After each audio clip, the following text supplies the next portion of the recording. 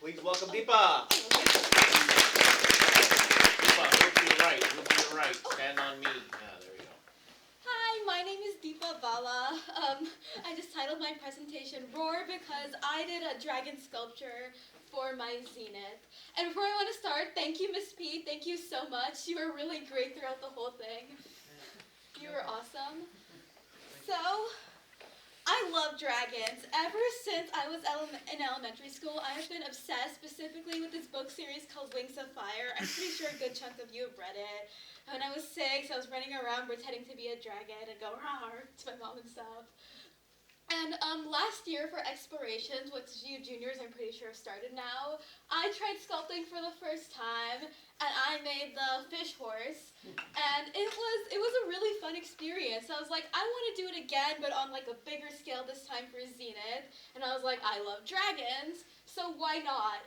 These are two of my favorite species out of all the Wings of Fire dragons, so I wanted to like use both of them as inspiration for like my dragon. And here is a rough draft. It's not very pretty, but you know, it does get the job done. So I wanted to be like magnificent and like wing spread and like sitting on some cool rocks. And I wanted it to be spiky, which it didn't turn out spiky, but I still like it. So materials, you need so many materials.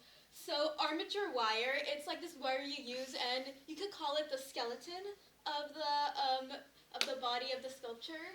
And then there is tinfoil. So much tinfoil you need. It's 99% tinfoil. And that would be the muscle and the organs and everything else. And then there's air dry clay and polymer clay. Now both of these are very different. So air dry clay is the type that you leave it out, it like immediately dries and hardens after a couple hours. Polymer clay, it stays like all nice and squishy for a good chunk of time, and then you put it into the oven and only then it dries. So they're both very useful for different things. So for polymer clay, you can't paint it, so you have to get it in whatever color you want. But air dry clay, after it dries, you can like paint it, and it's super fun. It's like Color Me Mine. And what else you need? You need a lot of clay rollers to get it to be like really fine, because it's like a thin skin over the rest of the body.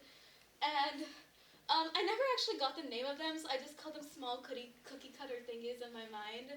And they're like, it's what you use to like print out like scales and stuff, because of course the dragon needs scales.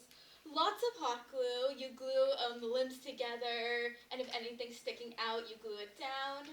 And sand, because on the base where the dragon's standing on, we wanted to make it look more like natural ground, so I used regular glue, I painted it on, and put sand over it. And an oven, very important. I use the oven so much. So the base. So first, obviously, the dragon needs to be on something, so I started with some rocks. So the rocks, I used air dry clay for those. So first you start with like the styrofoam.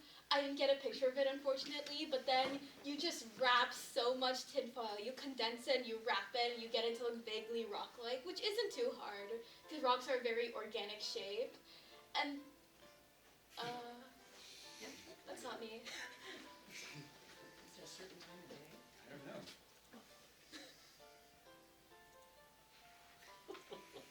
I mean, it's really nice music. Is that someone's ring cone? Okay, and then I used the air dry clay and put like a layer over it. And if you wonder how I got the texture, well, I used actual rocks. I just like pressed them on all over to get like this nice rough texture, and it was really fun to do. And then I painted them. So then I had to start the dragon. So now in the beginning, it looks kind of, you know, gross. My classmates were like, does the dragon have an eating disorder or something? Why does it look like that? And then after that, like I did all the parts separately, like the limbs and the tail separately from the main body, and then I glued them all together. Afterward, I would finally start using the polymer clay for like the thin skin. As you can see over here, it's not that thick. See, it's mostly aluminum foil. It's just like the skin over it. And And yeah, and then things went wrong. See, the thing about polymer clay is I forgot it's heavy. It is really, really heavy. And that caused when it was just tinfoil on, it was fine. Everything stuck together. But then you put polymer clay over it, things break. A lot of things break. I was ovening it. I thought it'd be fine. I opened the oven. It was like broken up into little pieces, all crumbly and everything. And I thought, okay, to fix this, I'm going to put on more polymer clay. It got more heavy, more stuff crumbling, and it was just like a bad negative cycle. I really don't know what I was thinking by that, and I really regret it. So I wouldn't say I started from scratch, but I decided to keep the limbs separate. If any of you are ever going to do sculpting in the future, I would say if there's like additional like limbs or appendages, just add them all onto your sculpture towards the end, bake them all separately so you don't get that nightmare.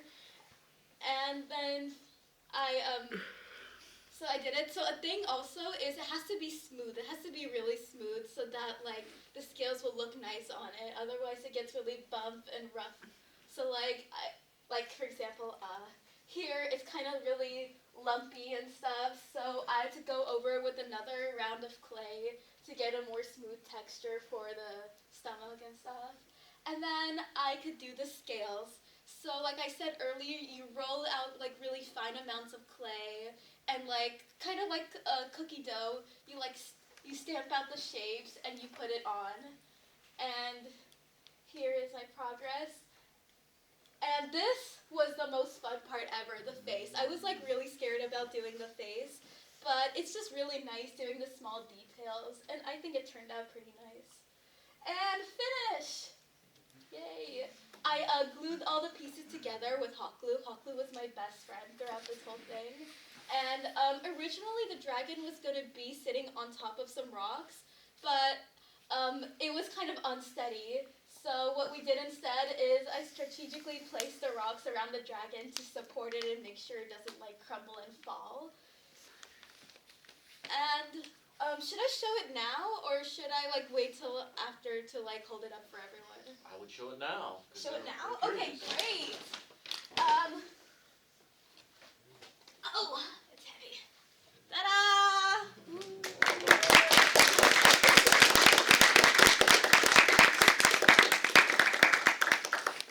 I really like how it turned out. And now to, what's it called? Reflection. So, make sure if you're ever doing sculpture, the base is what matters so much.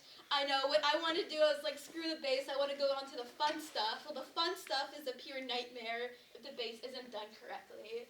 I really liked using paper clay. I remember when I started it, I was so terrified of the paper clay because I heard it dries really fast, right? So like, there's not really a lot of room for like mistakes. Like polymer clay, it's really easy to fix stuff. But paper clay was so fun because after it dries, you can like paint it, and I really like doing that. Another really fun thing were the small details. So like, I feel next time, I still love sculpting, but I want to do something with a simpler shape so I don't have to deal with this anymore, and something on the smaller side so I can focus on like the little details. And yeah, I feel really triggered whenever I see tinfoil now, like traumatic flashbacks. And yeah, that's it.